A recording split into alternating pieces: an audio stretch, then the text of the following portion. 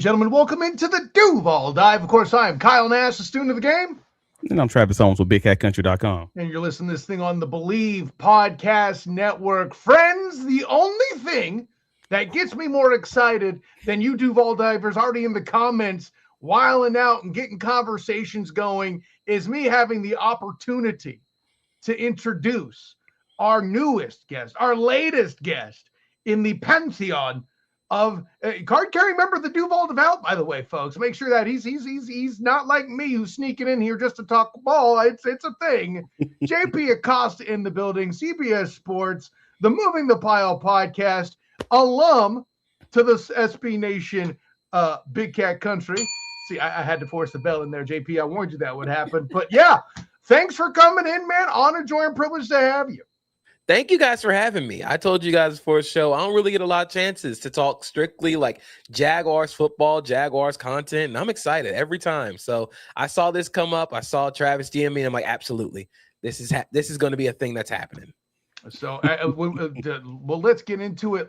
Travis, the list of questions you have that are going to come up could probably go on to give us content through April. But how about we just get started at something very basic? And I want to go here first because this is a conversation I've had plenty of time here on the Duval Dive. And just as a general thing that I think is an interesting concept, especially when it comes to Jimmy Stones. I know we've heard people in our chat already ask this. We want to ask you, how many picks is too many picks for this team? Because they already have so many. Like, what? How does that even work for you in your mind, my friend? So I think when it comes to the picks, I'm assuming like the draft picks in the 2026 NFL Draft, I think it gives them leverage to move up and down the board because this draft class, as someone who has studied this draft class, isn't super top heavy. Like this class is more bottom heavy. The talent is going to be found on days 2 and 3 of the draft. You're not going to find a lot of superstars on day 1, but days 2 and 3, there's a little bit more of the quality starter. You're going to find guys, especially at certain positions like linebacker, safety. I think the interior offensive line group is really strong.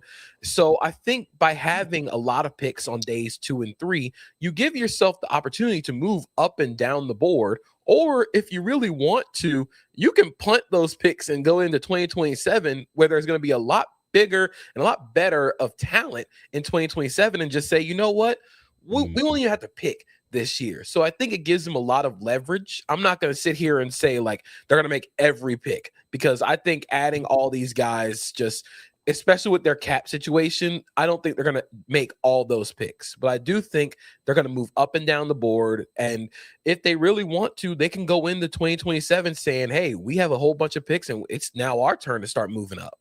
Travis, he did it within the first 5 minutes. He set me up to say the thing. I already have a short, me proclaiming the following, okay? When it comes, you know about Jimmy Stone saying them picks, right? How on earth do you F them picks when you don't have picks that need to be F'd in the chamber ready to go? This is exactly what I feel like you're saying. Get some picks in the chamber so you could have the leverage and power. And I'm not even the Jags fan in the room. Okay, I needed to get a bell for that moment. JP, the price of admission. Have a good night, everybody.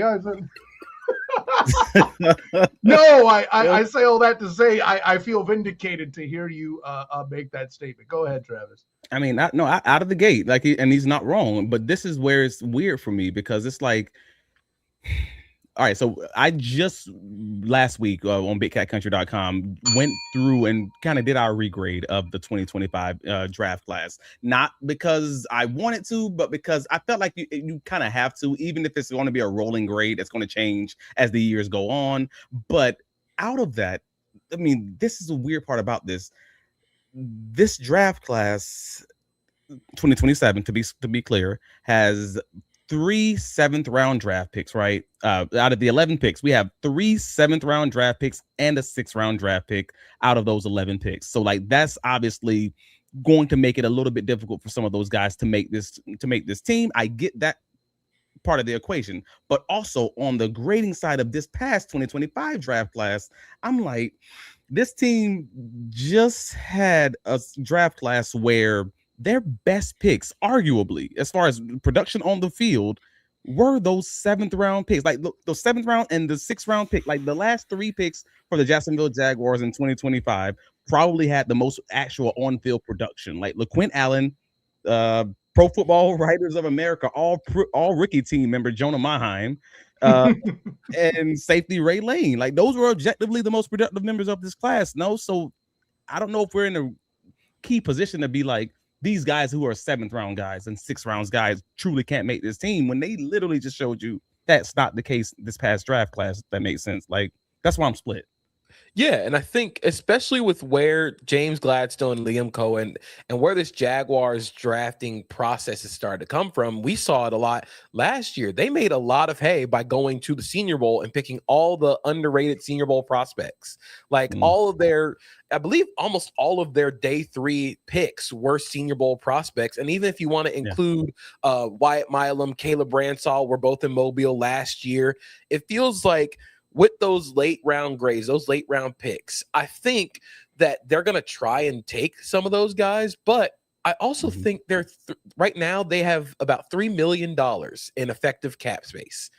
That's not great right now. Like it's just per over the cap. They're $3 million right now under the cap, which is, like I said, not very good. They're in the range of the Bears, Vikings, Panthers when it comes to effective money to work with right now. And because they're still sort of in this mode where they're trying to offload a lot of the talent and a lot of the contracts that Trent Baalke signed before he left, and they have to start rewarding their own, I wonder how many actual like picks they make so they can have enough space to reward guys like Parker Washington, Trayvon Walker, Brenton Strange, because those guys are all going to get big. They're going to get big money. I think people are sort of underrating how much those guys are going to get. Oof. I mean, that's fair.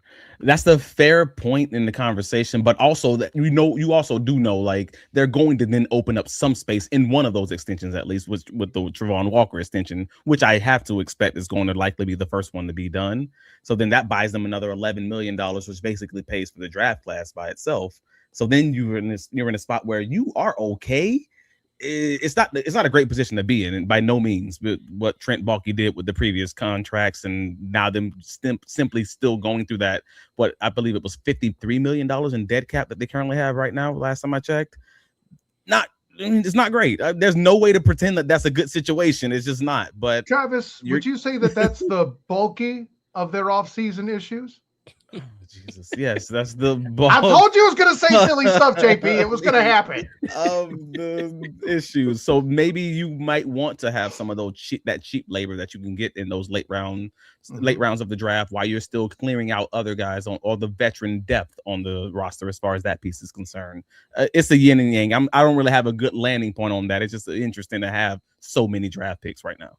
We're talking. Oh, yeah, go ahead, JP. My bad. I'll say, absolutely. And if we're basing it off of where James Gladstone comes from with the Rams, they were always pushing the cap line. They were not. It took them a few years, like this year, to actually have some effective cap space to work with. But the reason you're able to get away with that, and the reason you're able to get away with not having first round picks, is because you nail every single day 2 pick. You nail every single day 3 pick.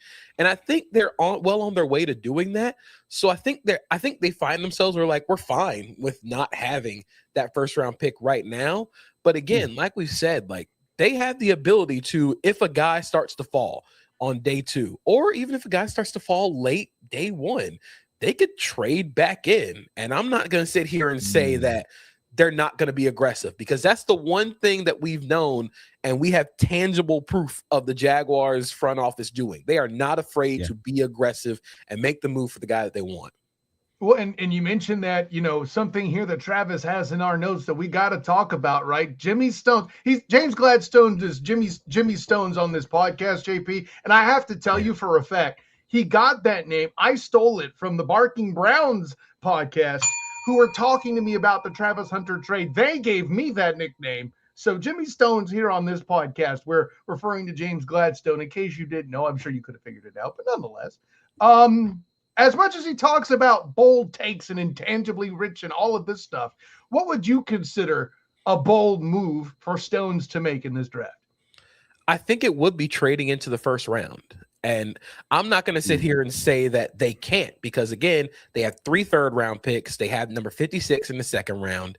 They have enough ammo if they want to move up with a team like, I don't think they're going to move like into the 20s, but say Miami at 30 or Kansas City at 29 flips those picks and goes into the second round with more ammo.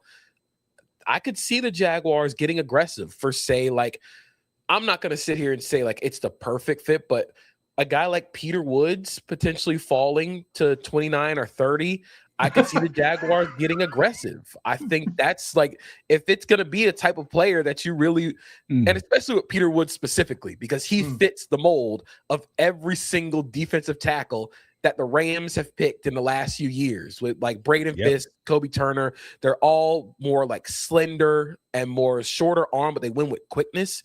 I feel like Jimmy Stones, I have to call him by his name on this show. I feel like he's going to get, I feel like the biggest thing that they could do if they want to be bold is go back into the first round and get one of those guys that's falling.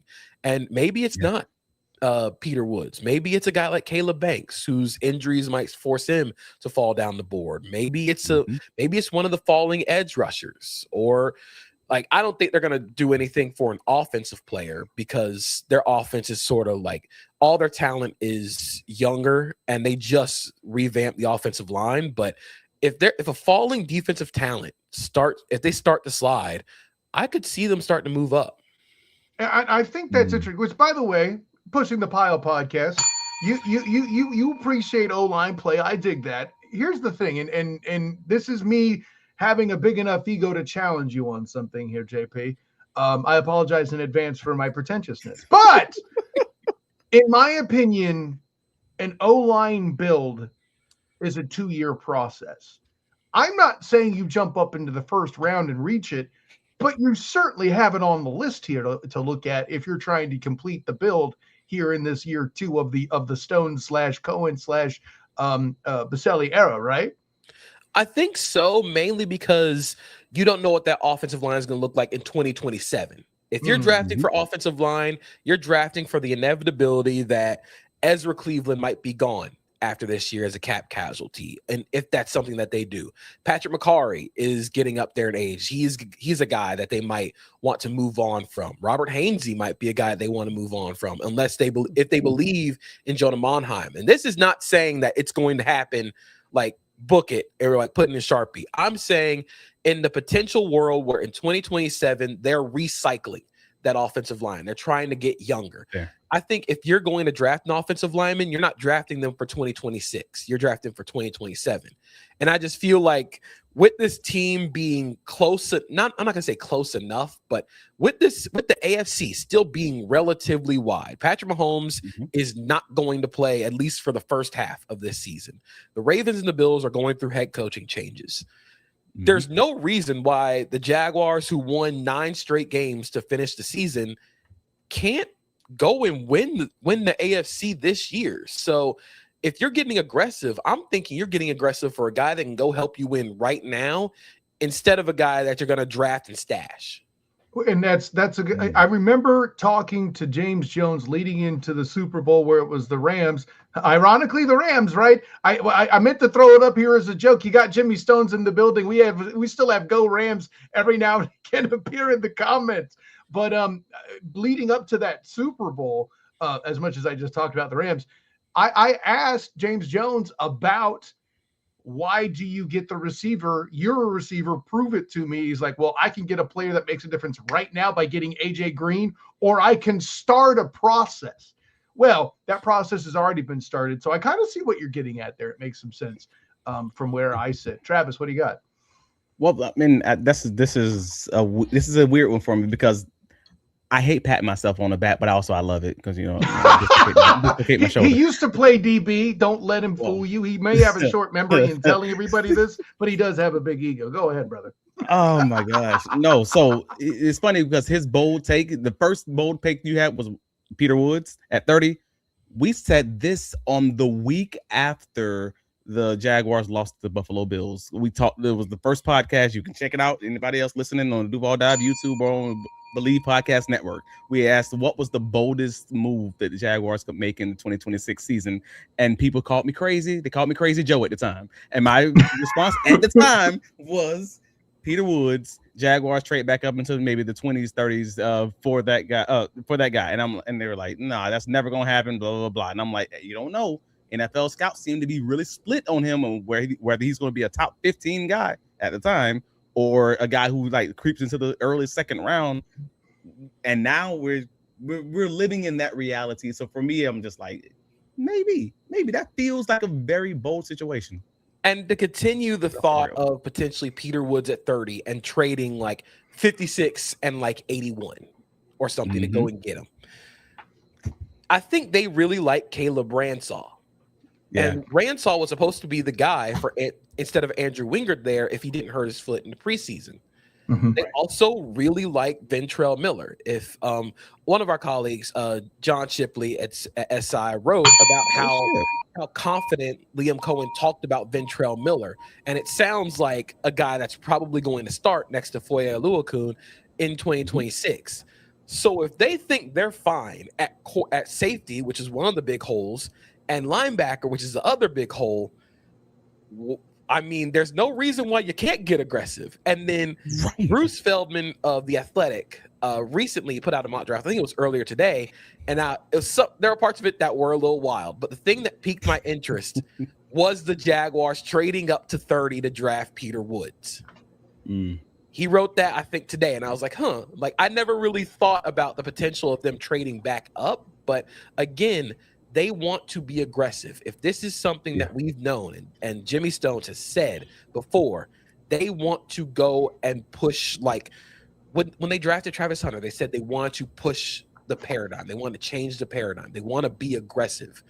And there's no more aggressive move than getting it back into the first round to boost the defense.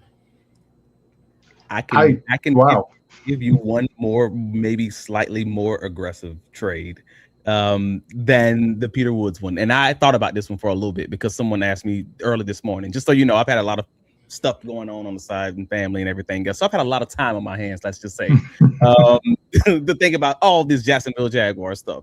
And one of the boldest trades I could think of was actually not trading up for, like a Travis Hunter kind of situation. But I was actually thinking of a trade down from 56, and I think the Jacksonville Jaguars fan base would lose their dang mind. Oh, of course. But I say this because I'm thinking about the 2025 NFL Draft. The Rams ended up trading with the Falcons for James Pierce, and they traded out of the first round of the 2025 draft, and that's how they ended up getting those 2 first-round draft picks in this draft class. And it was a weird situation because it's like, dude, they felt like they were in a great spot, and I mean the facts of the matter is they landed in the NFC divisional championship and were a Super Bowl favorite for much of the season. And then they also had in the 2026 season 2 freaking first round draft picks, which they didn't use to get McDuffie from Kansas City. All of that. It's a very weird thing to call a trade back a bold move. But it's absolutely bold when you think about it from the vantage point of this fan base. Like, these guys will be rioting with the Jaguars had no first round pick, and then they traded back in the second round to get like a 2027 second or something, maybe a 5th.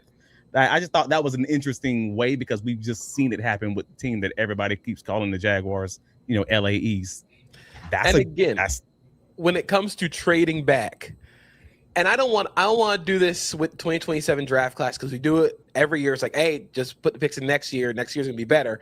Next year's probably gonna be better. I'm like 65% sure next year's draft class is going to be better when it comes to top end talent than the rest than 2025's draft class. I mean, if you're looking at just some of the top end talent there, like, yeah, I could see them trading back and saying we're good with who we have for 2026, but we're gonna push all the chips in to the draft for 2027 as we start to, like I said, to refresh the offensive line group, as we start to cycle out some of the older veterans on the team to get younger at certain core positions. So I could see them trading back. I know it would be a bold move, especially because, again, no picks in the first or second round. You're going to be real bored for the first couple of days of the draft. But I do think it makes sense when it comes to both where the strengths and weaknesses of the next few drafts are coming up, and where the Jaguars are talent-wise. Well, and JP, I would say this too. The other piece is if other teams are making these trades. The other good thing about not having a top level pick, right, is sitting back and waiting and watching what everybody else is doing. And if everybody else is already posturing by pushing off into the next draft, it's a supply and demand game at that point.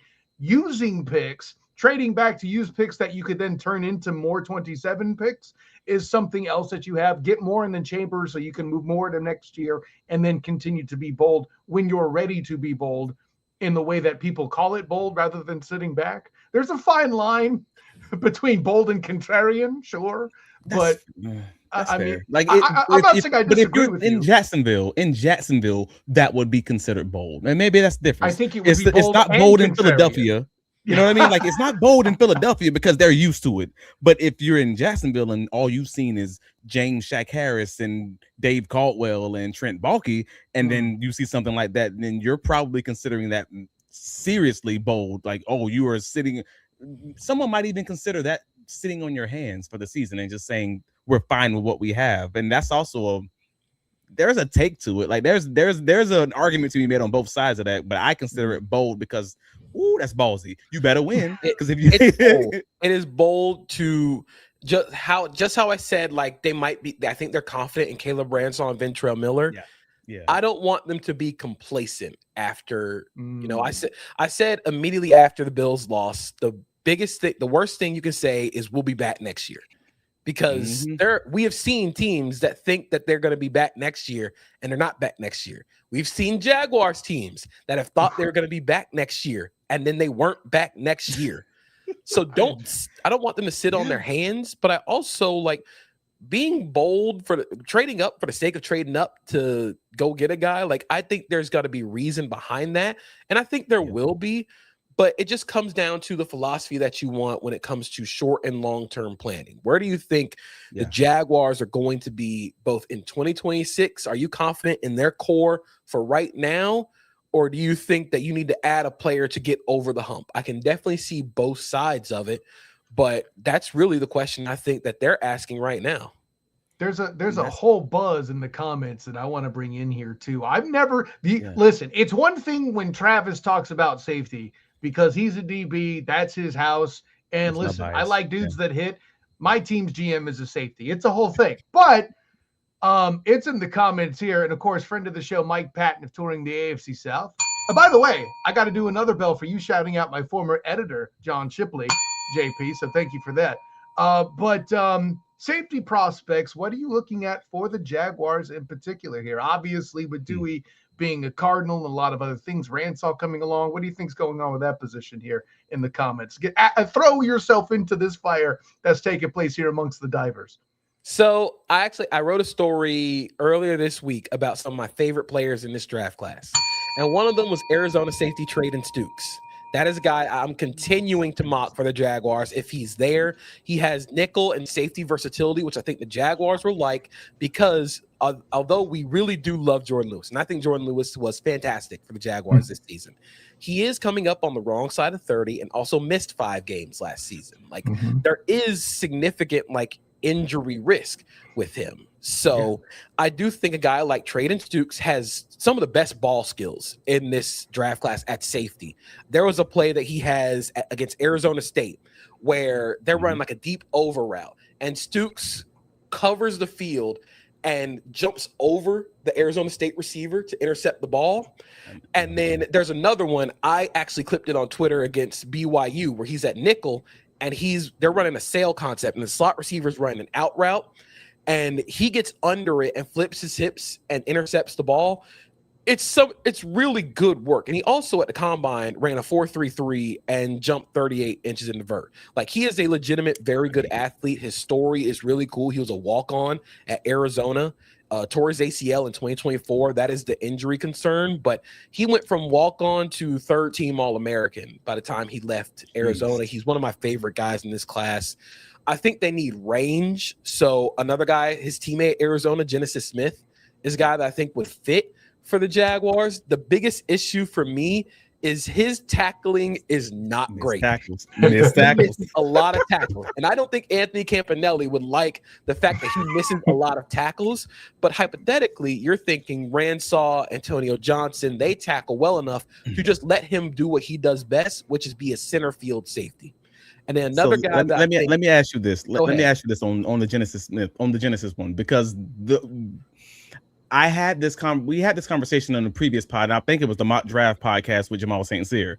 And the only reason I think the Jaguars didn't draft Xavier Watts was because of his missed tackle rate in college. And now I'm like, well, now you got a chance with Genesis to do the same thing, or to if you were regretting that, because Xavier's kind of had a good season. So that's why I'm like, I wonder if that's one of those like line in the sand kind of moments or conversations when we don't like missed tackles at our safety or our back end, and we're not going to go that route, because I love Genesis as a prospect also, and I really do want him to be in Jacksonville for the exact same reason. Ball skills. He gets you the ball back. And I think for how much they play quarter, half, and quarters coverage, where you're asking your safeties to make tackles from depth, that's where Genesis Smith struggles the most. It's the tackles from depth. And it's not because like he doesn't want to tackle. Sometimes he's just out of control. Like he'll go flying in and he misses the tackle, or sometimes he doesn't break down and it just doesn't look great. I do think he has, again, ball skills and the range as a center field safety. There's another play against Kansas State where he does the center field turn in the middle of the field and gets a pass breakup. And that's exactly what you're looking for when it comes to a center field safety. And I think they need that playmaking. So another guy that I think would fit is Bud Clark from TCU. He is a small guy, like 186 pounds, but you cannot fake the production on the ball. He's getting a lot of pass breakups, a lot of turnovers. He can play slot. He can play in the safety.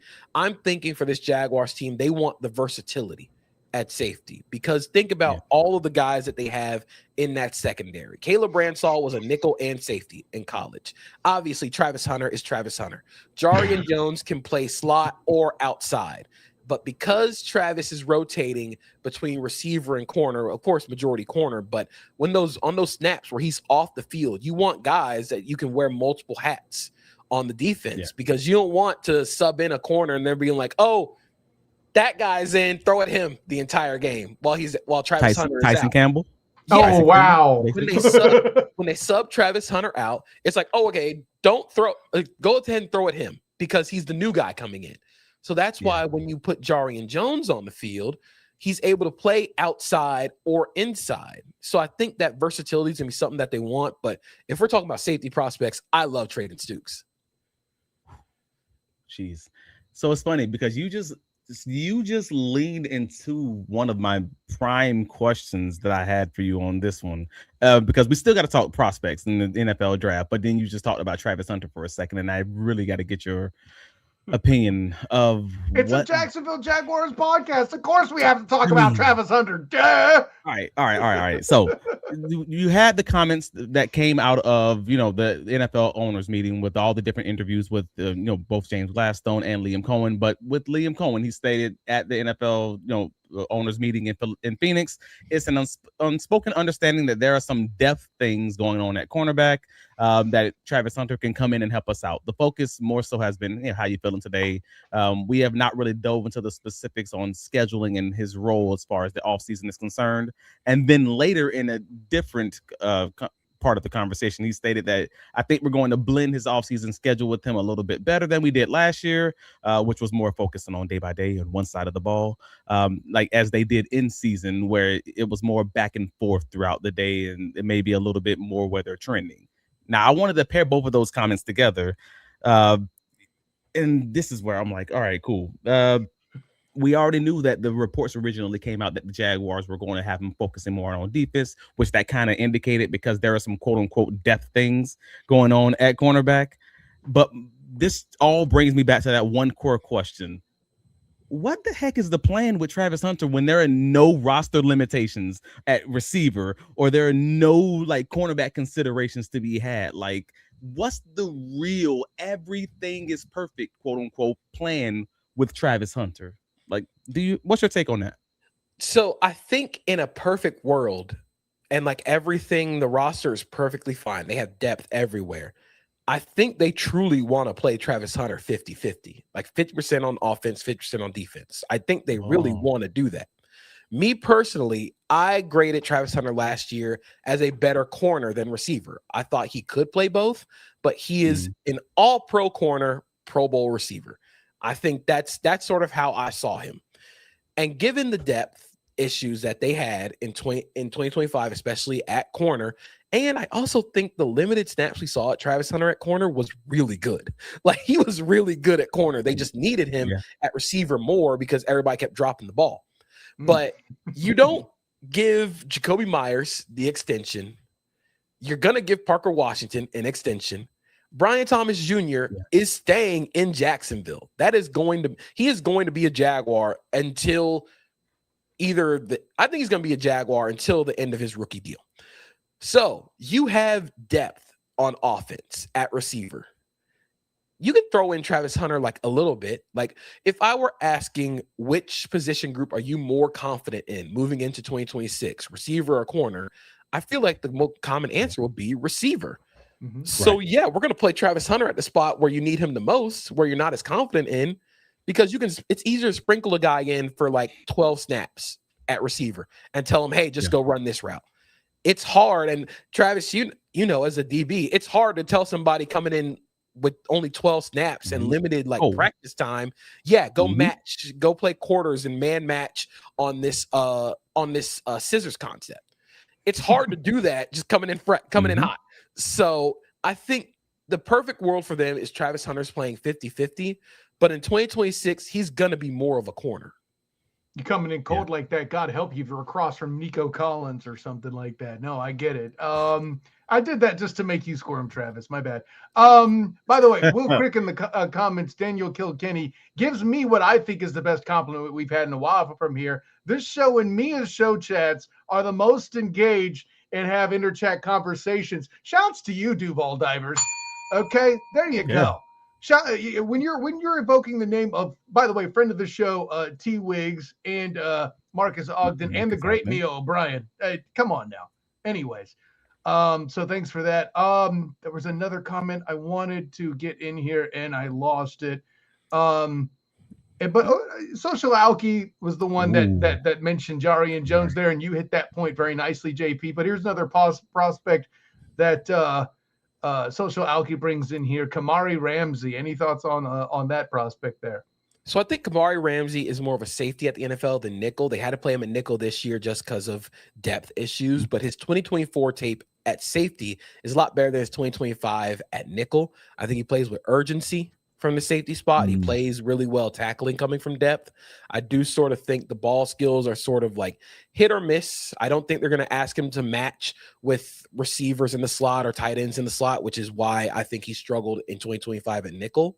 But I do think he fits sort of the profile of what they want in terms of a safety. But I wonder if he's a little more redundant with Caleb Ransaw. In terms of when I graded Ransaw last year, ball skills were not his thing. That was not what Caleb Ransaw was. He was a great tackler coming from depth. He also played nickel, but he has the speed and the ability to close space as a tackler. So because you have Ransaw, who's a great tackler playing from depth, Antonio Johnson, who's more of a tackler playing from depth, I do think the 5 interceptions were very cool, but I think that he is more of a box player. You need somebody with some range, and that's where they really missed on the back end. They missed somebody with range, the ability to match with tight ends in coverage because of how much they rely on their linebackers as blitzers and how much they rely on them to change the picture up front. You need somebody who has some range, some man ability. So I've been getting pushback from a lot of the Duval devout, but go. Just real quick. I want to throw in a point that I think is a good one too.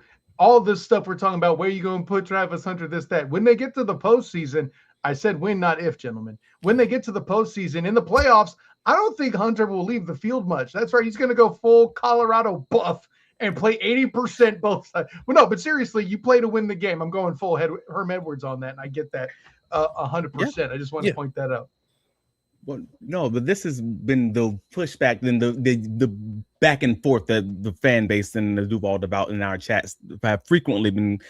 I'm the one that's uber aggressive. I want to be clear, like especially on this podcast, I am absolutely Kobe Bryant, and not Kobe Bryant because I'm good, but Kobe Bryant because I always want more. Like I'm absolutely that guy in that way. So for me, I'm like, when people talk about the fact that I'm like, hey, why do folks think I'm crazy when I say maybe the Jaguars might want to draft a cornerback at 56? Or why do folks think I'm crazy when I say maybe the Jaguars might want to draft a safety at 56 if they have the right guy? Because I view this entire past offseason as just stopping the bleeding.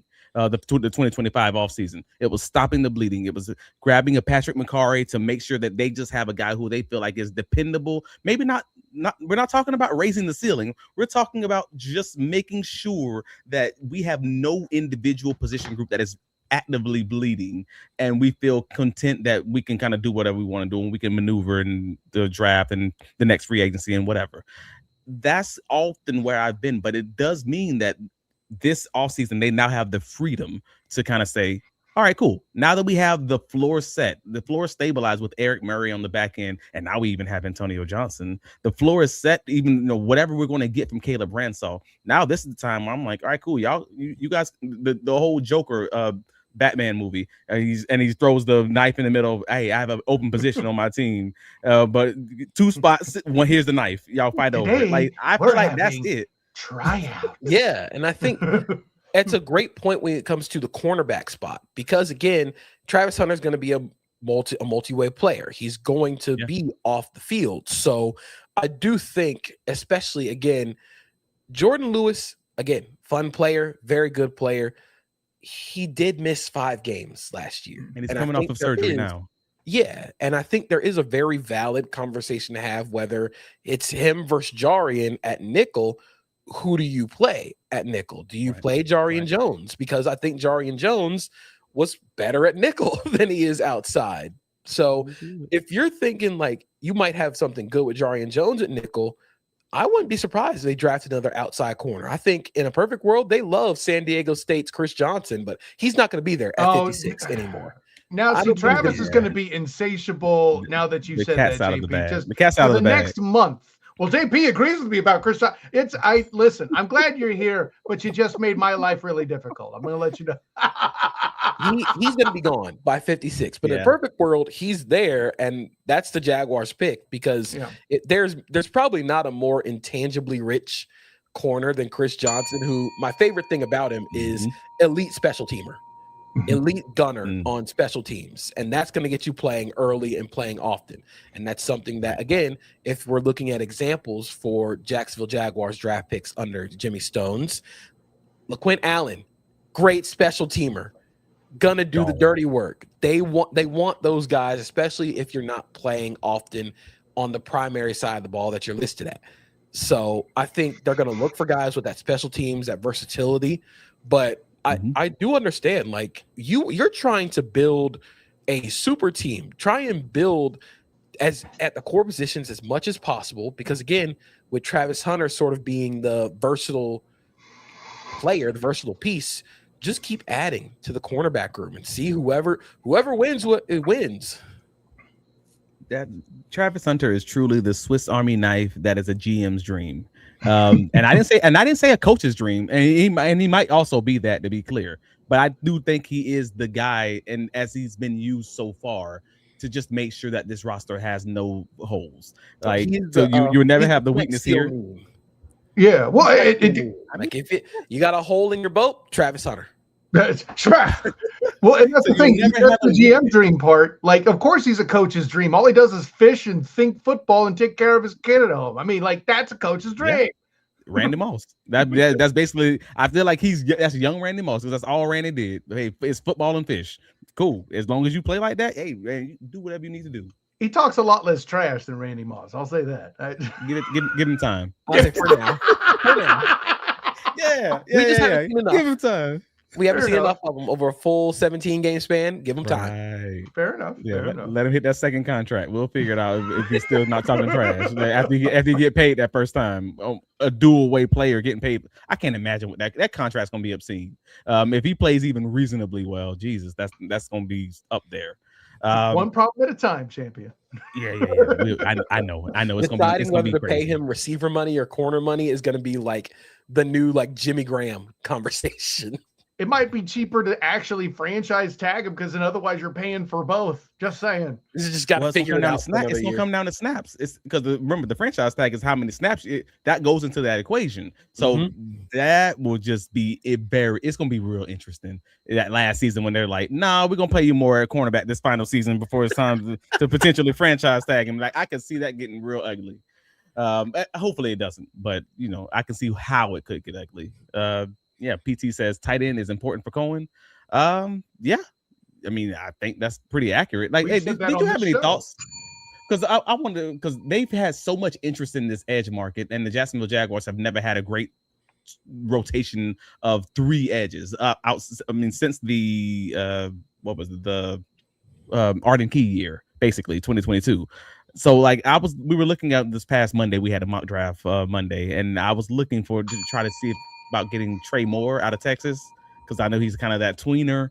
I'm just like looking at late round guys basically, and I wanted to know your thoughts on like any of those late round edges or or late round 3 techniques like I don't know. And let me piggyback on that too, Travis, because as much as JP has mentioned Big 12 guys, and as much as you've mentioned a certain UCF guy, and as somebody who's on both Locked On UCF and at the UCF Night Zone, I got to bring Malachi Lawrence into the conversation as well. All right. Malachi Lawrence is a guy, I think Dane Brugler of The Athletic said he might go first round at this point. So I don't know if they're going to put him at 56. Jesus. But, I mean, when you're 6'4" with 34-inch arms running 4.52, and the thing about him is he is so good in the finishing like 3 yards to the quarterback. I think his play strength is not there yet, so you probably use him as a designated pass rusher right now.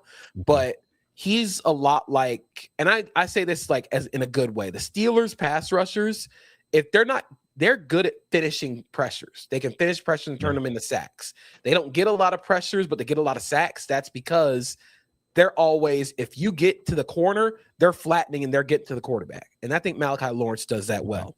When it comes to mid to late round edge rushers, I'm going to use this comparison for the Jaguars edge rusher room, and I hope it makes sense. But in basketball, they remind me sort of like the 2018, like 2019 Chicago Bulls that had like DeMar DeRozan, Nikola Vucevic, and like Zach LaVine, because I mean, they all occupy the same area. They all do the same thing. And the Jaguars pass rushers all win the same way. They convert speed to power, and they're really big, and they can do that well. But sometimes you need a floor spacer. Sometimes you need a change of pace. Sometimes, if we're using baseball, sometimes you need a guy who's going to come in and be your off-speed reliever. I think they need somebody with a little more speed, a little more. They've been trying to get that tweener, like edge rusher. They tried it with Yasir Abdullah. It didn't work out. I believe, what's his name from Auburn last year? Jalen McLeod. They drafted him to be that. They tried Jalen McLeod. Injured the whole year. Yep, didn't work out. The guy I'm going to throw out there at the end of the 3rd round that I think will probably be a Jaguar because of that tweener stuff is Jayshawn Barham from Michigan. He literally converted from linebacker to edge in the middle of the season. You're going to have to teach him how to play edge for like the first half of the season, but he's a monster athlete. He's built 6'3", 240, 245, and he has the flashes of the power and the burst, especially to get around the corner. It's just he hasn't done it often. He spent most of his career as an off-ball linebacker. Again, middle of the season this year, they moved him to edge. So I think Jayshawn Barham is a guy I've started to mock towards him for at 100. Because I think that he's going to make it there because, again, just the lack of production as an edge. When it comes to I saw the Howell at Cassius Howell at 56. If he falls, I would love it because he offers a different type of body than they normally have. He's sort of a weird player, and he is, this is going to sound really nerdy. He has a really low torso, so he gets feet into the ground. Like, you see the sort of shorter players, and they're constantly getting their feet up and down. He's a wonky mover as a pass rusher. Sometimes it looks a little mechanical, but he is a guy just like the Steelers pass rushers. He flattens at the top of this pass rush so well that he converts pressures into sacks. The Jaguars get a lot of pressure. They really do. Like Josh Hines-Allen, Trayvon Walker, they get pressure. They can't finish. They need someone who turns pressures into sacks. And do you think the question is, do you think that's more of a you go and get it from the edge, or do you get a guy who can win with quick pressure from the interior? Because if you get a guy that can win with quick pressure from the interior, you're forcing them to flush out to Josh Hines-Allen or Trayvon Walker. Or do you want those guys to compress the pocket and force them to step up into the initial quick pressure from the defensive interior, which, again, would go into the late-round defensive tackle prospects? And a guy that I love, again, was on my guys story, is Grayson Halton from Oklahoma. I think I think he might be the pick at 56 if he's there, just because he offers such a different style than their other defensive tackles. He gets upfield so quickly. And you could tell when you watch his tape, he gets upfield with violence, with quickness. And when he was at the combine, it sort of backs it up. What he did at the combine, he had a 36.5 vertical jump, ran 4.82, 1.7 10-yard split. Like, that's what he does. He gets upfield in a hurry.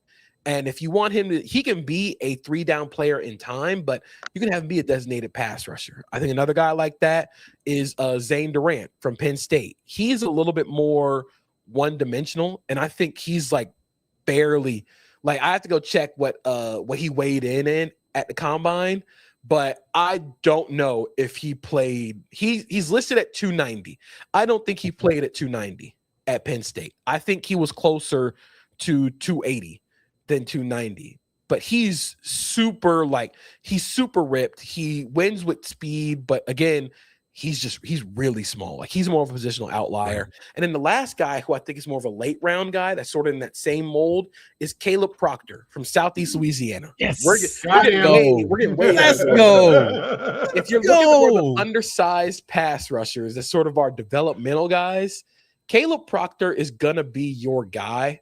Because, again, I know level of competition. He did have a really good game against LSU if you're looking for that. But 6'2", 291, 33-inch arms, ran a 4.79 40 with a 1.68 10-yard split, had a 33-inch vertical jump. Like, if you're looking for a developmental tackle with those tools, with developmental prospects, there's got to be something to develop. You have to work with the athleticism. And I think Caleb Proctor could be a guy, again, was at the Shrine Bowl, which I think matters a lot to the Jaguars because they don't do combine or top 30 visits. I think if you were at the Shrine or Senior Bowl, you're probably being looked at by the Jaguars. So Caleb Proctor is another guy who I think would fit in that mold.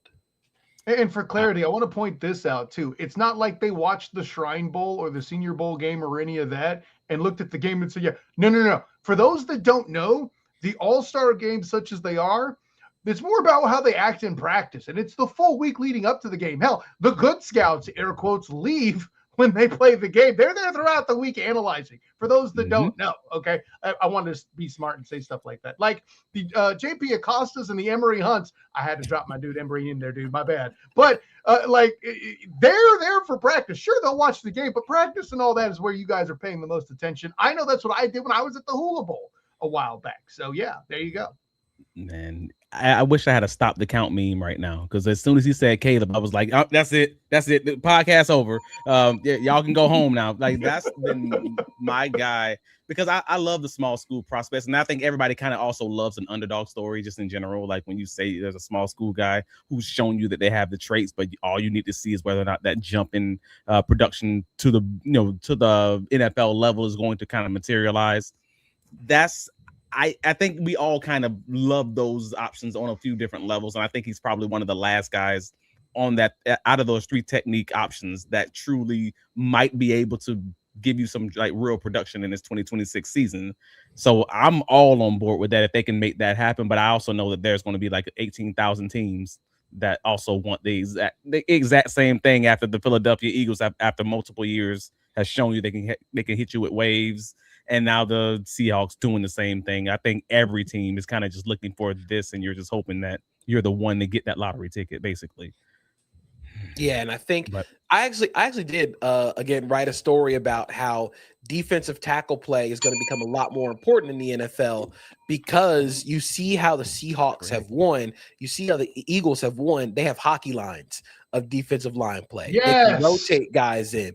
You're able to keep guys fresh because you have so much confidence in those guys being on the field.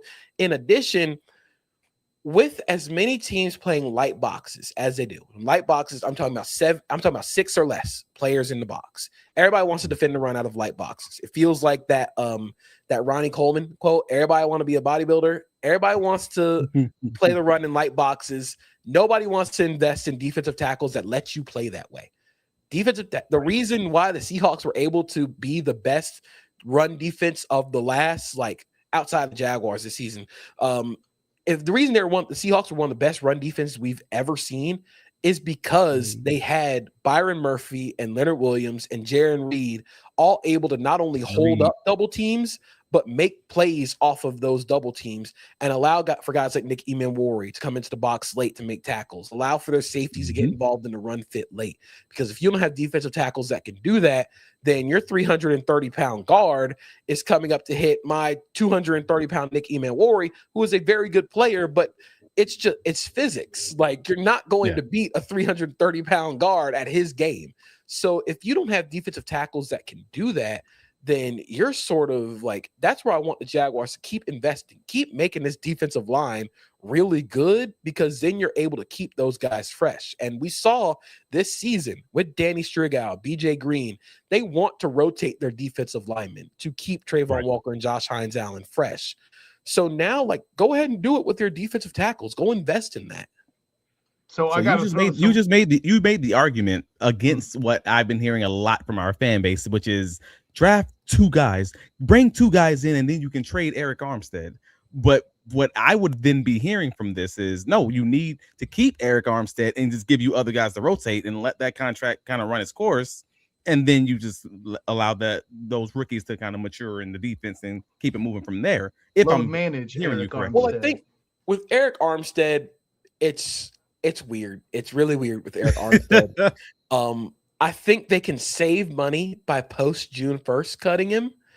Yep. But again, like, unless you double down on defensive tackle, which they probably could, I still think that you'd be relying on rookies at defensive tackle, which, I mean, you can win that way, but it's going to be tough to win that way. So I think because they're up against the cap, Eric Armstead might be more of a cap casualty than they want to keep him. But when you're going to pay Trayvon Walker, I think he's going to get like $30 million, close to $30 million a year. You're gonna pay Brenton Strange in the double digits per year. You're gonna pay Parker Washington in the double digits per year. Yeah. This roster is going to get really expensive, and it's not because it's a good thing. Like, your roster being expensive means you have good players. But that's sort of where, like, the cap casualties start to come. And that's where, like, when I talked about the offensive line at the beginning, like, those guys might just end up being cap casualties because they got to keep their core around. So I think Armstead might be more of if they release him post June 1st, it'll be because of money and not because of like on field. So quickly, I got to point out PJ Brown sharing a little bit of his winnings from the previous season in the right direction. He joins up and is now a channel member. How good is that? So yeah, first of all, PJ coming in sharing his winning with us is nice, but then I got to use Frank doing how good is that? That's perfect. Anyways,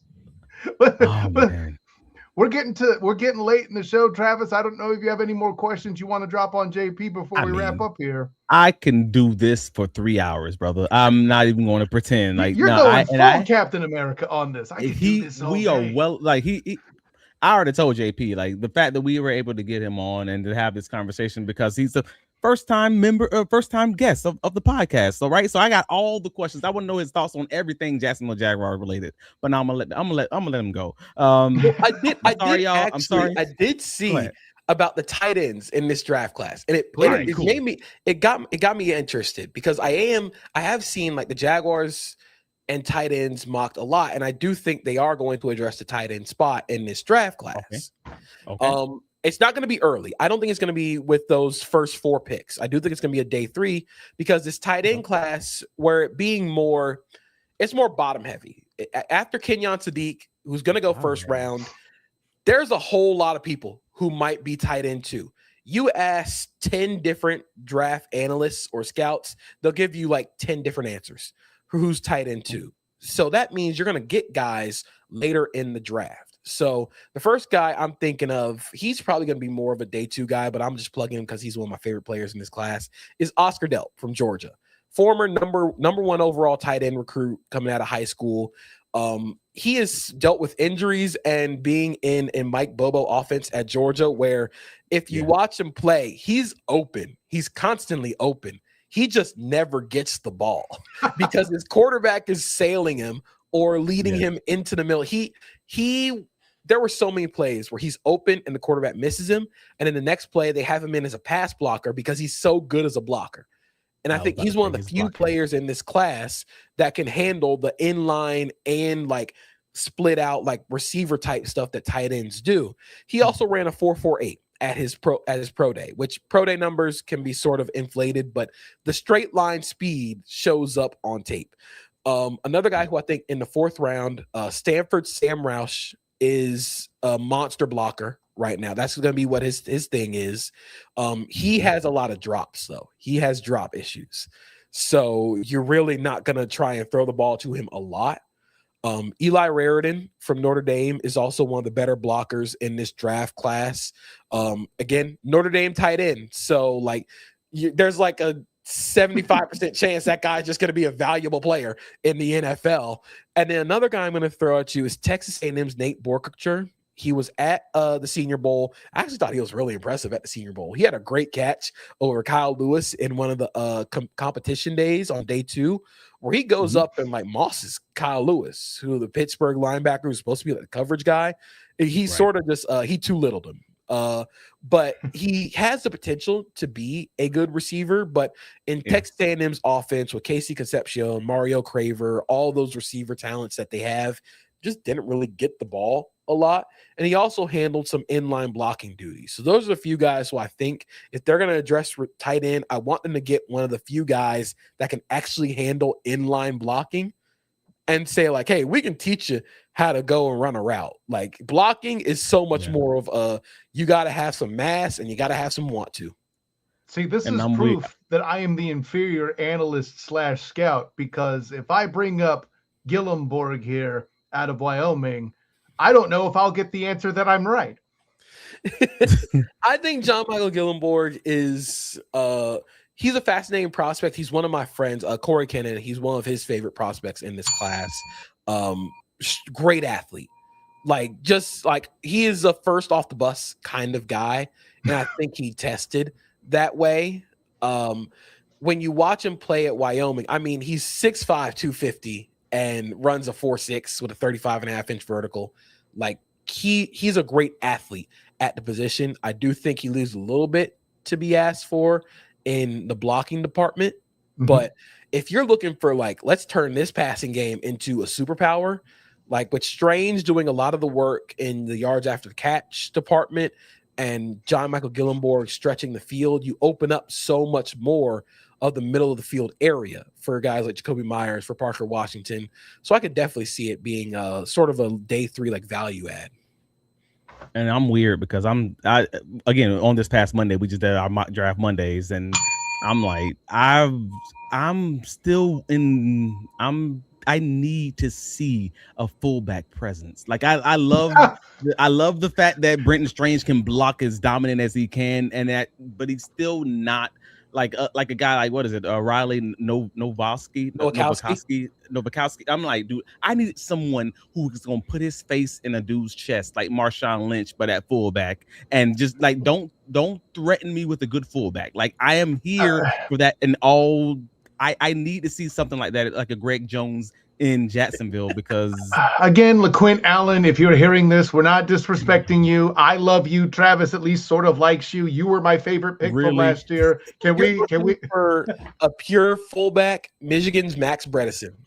That's gonna be your guy. The Bredesen family just produces fullbacks and linemen. Like if you just go look up Max Bredesen, his brother, I think his brother is Ben Bredesen, who played. I actually think he played for the Bucks this past year. Yeah, he was a Bucks. He was a Bucks guard. Yeah. He plays guard.